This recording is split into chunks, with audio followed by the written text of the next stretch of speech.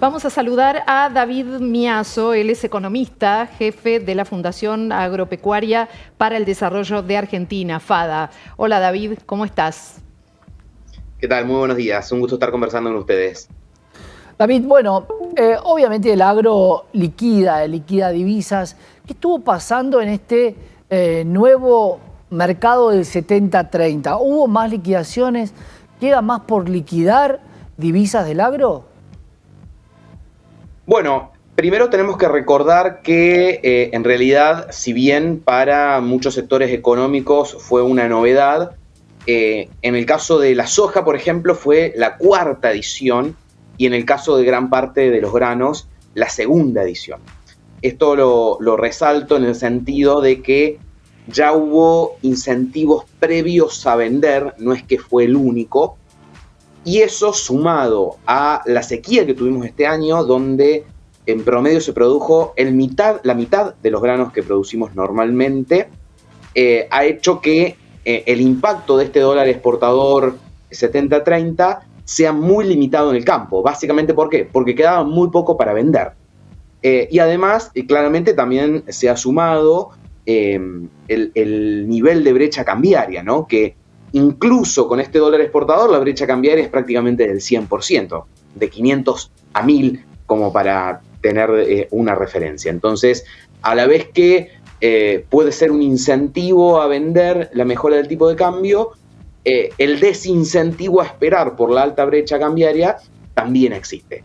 Así que lo cierto es que bueno, el agro es una de las principales fuentes de divisa del país. En un año normal genera el 70% de las exportaciones del país.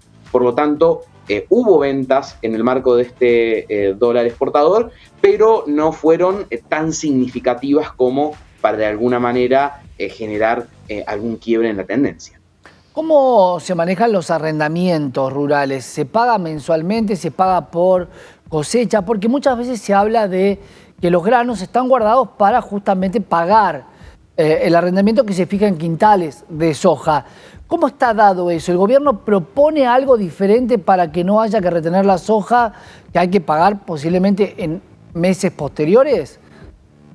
Bueno, lo primero es explicar un poquito cómo es el ciclo.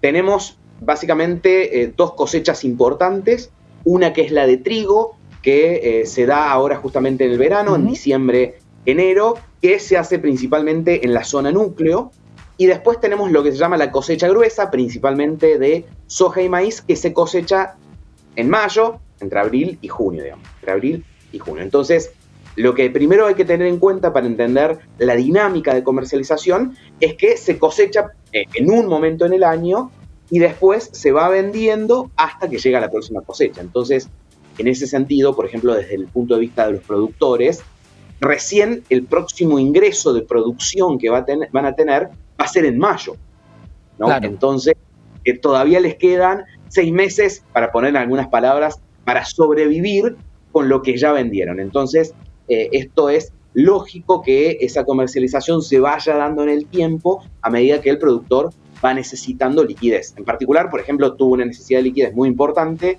ahora en estos últimos 2 o 3 meses, cuando es la siembra de la campaña gruesa que se cosecha en mayo. Entonces, eso como primer idea general de por qué se va dando a lo largo del año esa comercialización.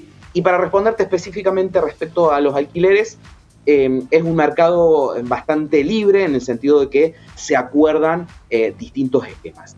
Lo más común son esquemas semestrales o trimestrales, donde van entrando vencimientos a lo largo del año. En el caso de los semestrales suele ser uno en septiembre y uno en abril-mayo, por lo que terminan coincidiendo con el inicio de la siembra y con la cosecha. Eso suele ser un poco lo más común, pero después hay muchos contratos más bien trimestrales, principalmente porque también quien arrienda la tierra, después, bueno, tiene que vivir con eso, entonces por eso claro, en algunos casos suele ser un poquito más repartido en el año. David, hay un factor que tiene que ver con el precio del commodity, que lo hemos visto variando bastante en lo que tiene que ver con la soja. ¿Hay productores que venden contratos anticipados hoy a este precio? ¿Cómo se maneja ese mercado en la Argentina? ¿Hay realmente un mercado como lo hay en Chicago para poder adelantar tu próxima cosecha? Sí, hay un mercado bastante dinámico en Argentina. Yo te diría a los productores un poquito más ordenados, más organizados, probablemente uno podría decir de escalas medias hacia arriba. Normalmente lo que suelen hacer es al momento de la siembra, donde básicamente se entierran los costos, hacen las cuentas con los precios futuros y venden ya una parte de la cosecha como para asegurar un piso de rentabilidad. Entonces, claro, se vende hedgean a futuro, principalmente claro. a cosecha. Y después, los productores que tienen cierta espalda, lo que tratan de hacer es no salir a vender todos juntos en época de cosecha, digamos mayo, junio, julio, y tratar de esperar un poco cuando ese grano empiece a escasear por el simple hecho de que faltan, o sea, de que ya pasaron varios meses de la cosecha, entonces empieza a escasear. Entonces, con ese mecanismo también se genera cierta estabilidad en la comercialización a lo largo del año. Sí, respecto al precio, ¿no, Mari? ¿Qué va a pasar con los vecinos, ¿no? Si se están mirando un poco a los vecinos para ver cómo tienen las cosechas, porque esto varía mucho si hay una cierta escasez en Brasil, en Australia, en Estados Unidos. ¿Cómo está el mundo respecto a este commodity, al único que realmente nos interesa, que en realidad es la soja, o el más importante? Sí, soja, maíz, trigo, en ese orden, Claro. son los más importantes. Bueno, tuvimos en el primer semestre del año pasado, el 2022, excelentes precios derivados de una cuestión geopolítica que es la guerra Rusia-Ucrania. Claro. Después, a partir de eso, los precios empezaron a descender también en línea con la suba de tasas de interés y el fortalecimiento del dólar que viene llevando a cabo la Fed. De hecho, tenemos las tasas de interés más altas de las últimas décadas. Entonces, eso hizo que empezaran a descender los precios. También este último año se combinaron, si bien Argentina tuvo mala producción, Brasil, Estados Unidos tuvieron muy buena producción y eso ayudó a que los precios hayan descendido. Estas últimas semanas, y en referencia a lo que estás explicando, mejoraron los precios por la situación en Brasil, que es uno de los principales exportadores mundiales, que tiene sequía en el norte y excesos hídricos, inundaciones en el sur de la mano del Niño. También vimos lo que pasó en Iguazú el otro día, un poco relacionado a todo eso, donde están bajando las previsiones de producción de Brasil y eso ha ayudado a fortalecer los precios. Hoy estamos hablando, en el caso de la soja, de un precio en torno a los $500. En Chicago para mayo están en unos $520, lo cual no son los precios máximos de cerca de 600 que hemos llegado a ver, pero son precios relativamente buenos, sobre todo si los comparamos con promedios en torno a los 300 y pico de dólares que tuvimos, por ejemplo, en el periodo 2016-2017. Y con relación a las exportaciones agrícolas francesas, ¿cómo está Argentina?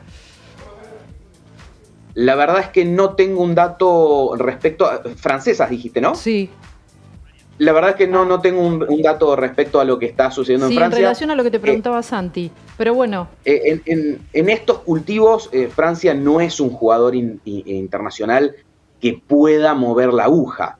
Acá los que mueven normalmente la aguja son justamente Estados Unidos, Brasil, Argentina, con soja, pero en bastante menor cuantía, Paraguay.